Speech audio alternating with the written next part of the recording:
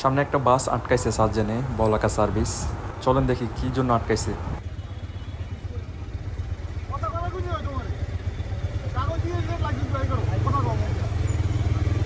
যতটুকু বুঝলাম বাসটা অনেকক্ষণ রাস্তা বন্ধ করে দাঁড়িয়েছিল। এই বাসগুলো কি করে রাস্তা বন্ধ করে যাত্রী উঠায় যাত্রী নামায়, ফুল রাস্তা পিছনে ব্লক করে রাখে, তার সামনে রাস্তা পুরাটাই ফাঁকা থাকে। বলাকা সার্ভিস বাসটা মনে হয় সার্জেনের নজরে পড়ছে, এই কারণে দাঁড় করেছে।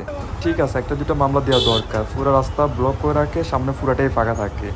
হায় হায়, এই বাসটা দাঁড়ালো কেন? রাস্তা তো সামনে পুরোটাই ফাঁকা। এরা আসলে কখনো ঠিক হবে না। দেখেন সামনে রাস্তা পুরোটাই ফাঁকা।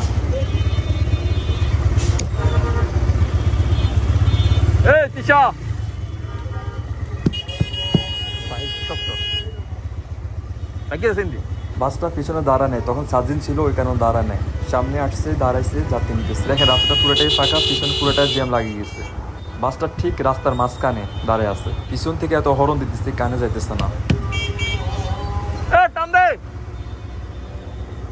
এদের ভালো লাগলে যাবে, ভালো লাগলে দাঁড়ায় থাকবে রাস্তার মাঝখানে।